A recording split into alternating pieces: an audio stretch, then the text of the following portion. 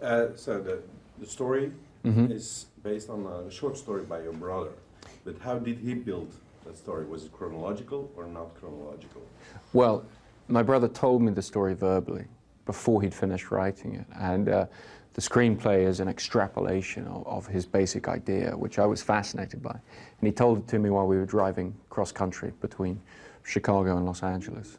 And we both decided right away that by far the most interesting way of approaching that concept was subjectively, to tell a story in the first person.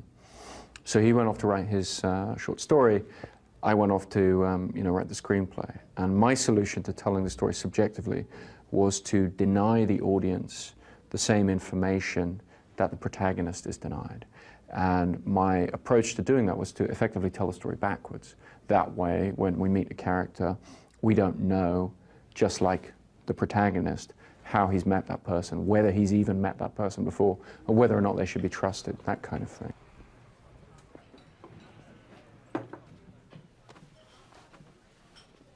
Natalie. You don't remember me. I'm sorry, I should have explained. I have this... You did explain, Lenny. So the story is basically told backwards. It's basically told as a series of flashbacks that go further and further back in time. What's similar to my brother's story, as he finally finished it, it's being published next month, actually, in Esquire magazine in the States. And the similarity in structure is that both the film and the short story deal with repetition and internal echoes. And also, they both alternate between the objective and the subjective. So in the screenplay, what I did is I said, I need a way of breaking up the flashbacks so that we separate the scenes in our mind and feel this progression further and further back in time.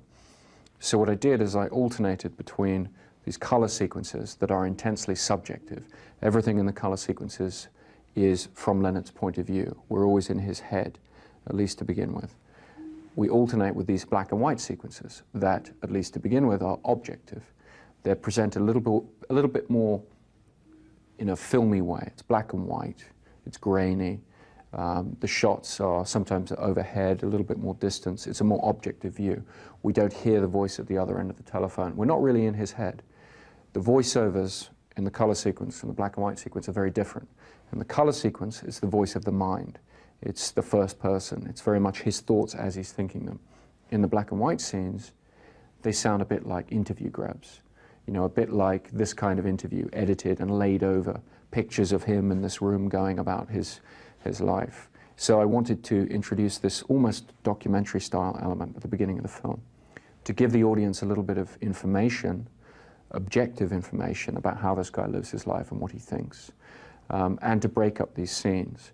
So the black and white sequences, the chronology is forward. They run forward in time, as we realize as we go further and further along the film. As the film progresses, the color sequences become a little bit less intensely subjective. I think towards the end of the film, we really start to step outside his head a little bit and start to question some of the things we've been told about this character, or some of the things he's told us himself. The black and white scenes, on the other hand, as the movie progresses, they become less and less objective. We start to get more and more into his head as he exists in this motel room. And in fact, then the black and white and the color scenes actually meet towards the end of the movie. And I think these two perspectives, the objective and the subjective, the backwards running narrative and the forwards running narrative, they actually meet at what is the end of the movie. Chronologically, I guess you could call it the middle of the movie. Just to... Can you draw the line between the black and white scenes and the... No, Sure. if you just put it like, okay, you get these, let's say the classic 3 acts, and then you have the color, and then a line for the black and white, and then the flashbacks and All right, the let's story. have a go. Okay. It's confusing because I don't think pictorially, diagrammatically. So, okay, what do you have? You have the beginning of the film here. What's the best way to draw it? The best way to draw it is as a hairpin, like that. That's basically the end of the movie. This stuff is the black and white stuff. this is color, and this is running backwards as a series of jumps. And what we do is we cut between the two the whole way through. So we alternate scene here, scene there, scene there, scene there, scene there, scene there, and they meet towards the end of the film. But then within this, you have flashbacks to a different timeline, which is actually even earlier, somewhere around there. Also within this, you have flashbacks to an earlier time, also somewhere within there. So I guess you could use the hairpin shape to represent the bulk of the film, with the black and white, with the color, meeting in the last reel, the end of the film being sort of there-ish, after it turns into color and kind of leads us into the beginning of that preceding scene. But you have other material that actually precedes the beginning of the black and white scenes. And the gap between the beginning of the black and white scenes and this long-term memory stuff, some of which is color, some of which is black and white, that gap is unspecified. The lead character, because of his particular condition, he can never know how long that's been. He's cut loose in time, effectively. So we never wanted to specify for the audience. We imply a length of time to it, because it's the time in which he's had these tattoos put on, he's been living this life, and so forth. So that gap, to me, is where the most interesting ambiguity of the film is at the end. You know, we never wanted to step fully outside his head and, you know, specify too many of these things in terms of an objective reality. Because to me, one of the interesting things about the film and what we were trying to do is essentially present an idea of the tension between our subjective view of the world, the subjective way in which we have to experience life, and then our faith in an objective reality beyond that. And most movies present a quite comfortable universe where we're given an objective truth that we don't get in everyday life. That's one of the reasons we go to the movies. This film, we didn't want to do that. We didn't want to step outside his head. We wanted to present the audience with that problem effectively and say, he can't ever get outside his head and recognize what the objective truth is. So I think the audience at the end of the film is left to make certain of the same judgments that he is. They're invited to believe or disbelieve certain elements of what is supposed to have happened in his life, much as he is. And I think the way that we try and focus on this end of the film and making that as extreme as possible is by taking this subjective view and this objective view and effectively having them meet at the end, so that what we achieve is still subjective, but with enough objective information built into it that we start to question the point of view that we've been given for the whole film. So that's about it. But film is written, of course, if you have the flashbacks and the story. Where do you choose the moment to build it in your in this hairpin structure? Well, within the hairpin structure, we have different elements of his past life that we want to introduce. And the way we divided them is that certain of them are presented in black and white, and those are the ones that relate to a parallel story that runs parallel to his life, but it's the story of another character who has the same condition. And that is all presented chronologically and cuts into the black and white scenes, not into the color scenes. The memories of his longer-term life, his own life, the life within his own head, therefore also to me, you know, the subjective experience, these sort of memories of his wife, these images of his wife, are all shot in color and are all presented in the color sequences, not in the black and white sequences. So we keep those separate. But as you may have noticed towards the end of the movie, there is a certain amount of joining of these images and confusion of these images. And some of the things we've only seen in color are presented in black and white and vice versa. So certainly, once again, we're trying to basically merge the subjective and the objective, the memory versus the sort of narrative that he has in his head of this other this other character. So the other thing we wind up doing in the end in terms of the way in which we mix images and reinterpret images is to suggest the complex relationship between imagination and memory. And we see him towards the end. We present certain images that we've seen from his past life within a different context. And in a different context, they have a slightly different meaning. And I think the suggestion there is that he, like all of us, is able to manipulate the meanings of certain memories or manipulate his own interpretations of certain memories according to his present circumstance. Could you say that every time you interrupt the movie for a black and white scene, that the color parts are scenes, complete scenes, separated? Yes. The way in which we cut between these two things is we'll take a color scene and then we'll cut to a black and white scene that's shorter in length, and then we come back to the color scene, and we basically, as these are going essentially backwards in time, we're sort of leapfrogging, and we wind up repeating the beginning of a scene at the end of another scene, and vice versa. And in that way, we use repetitions of certain parts of scenes to clue the audience into where they are chronologically. So essentially what we're always doing is we're beginning every scene with something of a cliffhanger, something of an unusual situation or a memorable image. And then in a later scene, we're explaining how that situation has been arrived at. And that's the rhythm of the film over the entire course of the movie. So it's in a way taking a familiar cinematic rhythm, you know, the rhythm of the cliffhanger or the question and then the answer.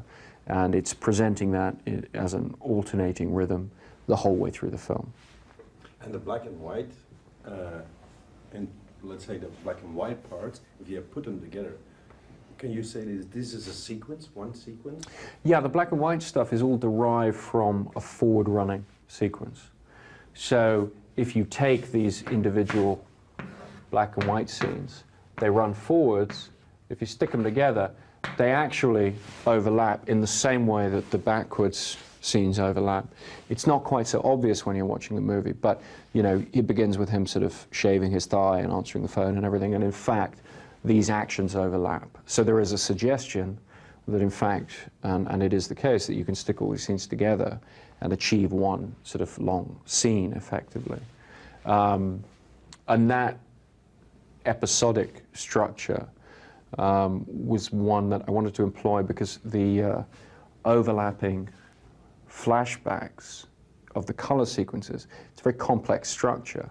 The black and white stuff is actually pretty simple to follow because it follows the basic episodic structure we're all very familiar with. I mean, from watching TV, you know, it's like you break something up with TV commercials, you know, what have you. But it's very easy to just keep following a very simple forward progression. In this case, it's him on his own in a room speaking on a telephone. So it's a very simple sequence of forward progression. And it's not too difficult as we return to it to just tap back into it and say, okay, this is where we are.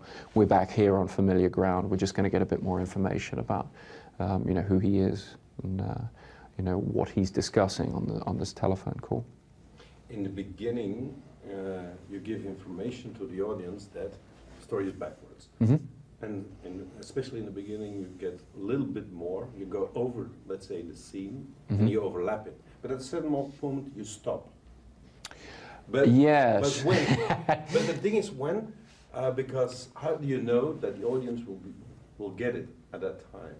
Well, the overlaps become shorter as the film progresses because the audience, the assumption is, and it seems to work, that the audience gets into the kind of rhythm. They begin to understand that the structure is backwards. We in fact begin the film with a literally backwards scene at the head. I mean, we're literally running reverse action. The rest of the film is forward action, but in a series of backward steps. It's kind of, you know, one step forward, two steps back the whole way through. But at a certain point, those repetitions are able to be a little bit shorter because the audience is in the rhythm. And then there is a point at which, in certain scenes, we actually don't achieve the same repetition. We actually make an elision, you know, we make a complete jump. The same way in a conventional movie, they will do that. You know, when you reach a point where two scenes so obviously connect chronologically, so you don't have to explain the chronological relationship. So there's a point, sort of, you know, midway through the film where we begin to do that a little bit. But then we come back to the repetitions because some of the repetitions later in the film, I think, are important for their own sake. Not just for explaining to the audience where we are, but also for hammering home this notion that it's the context of a scene. It's the context within which a particular action happens. Like him, there's a point at which he's searching for a pen and he's trying to write something down and remember something and all the rest. And we see that once and we don't really understand it. And we see it again, it has a rather different meaning. So those repetitions start to take on a more substantial role, I think, in the narrative, other than just orienting us, you know, in time. They actually start to suggest the way in which the narrative context in which a particular action happens is changing what that action represents. And that relates, once again, to his subjective view of, you know, what he's doing in the world and how that's actually affected by what's going on around him, which becomes, I think, very important to the overall theme of the movie. The first thing, could you, the first shot, actually, the Polaroid Mm-hmm. is going backwards.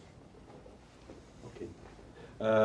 Could you say that's the metaphor for the whole movie in a certain way, that he's, like his memory is fading?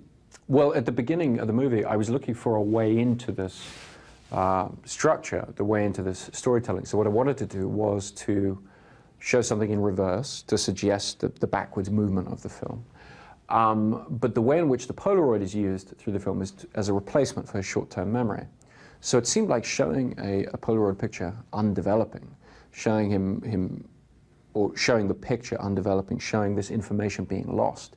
It seemed like a very useful way of suggesting the problem that he's having to deal with, which is, you know, this faulty short-term memory, this information dribbling away. And in fact, the opening shot is, you know, it's a Polaroid of a dead body. And I think the significance of that becomes clear later in the movie in terms of how I was interested in looking at the relationship of revenge to the, you know, the relationship of his perception of revenge versus the notion of whether it has any objective reality, or whether it has any value outside his own head. So this idea of, you know, this achievement of revenge, this satisfaction, this dead body, this gruesome image, fading and actually undeveloping and losing itself from his mind. That actually is pretty much, that's the whole movie. In fact, you can just watch the opening shot and you've got the whole movie. So. Okay. Thank you very much. Thank you.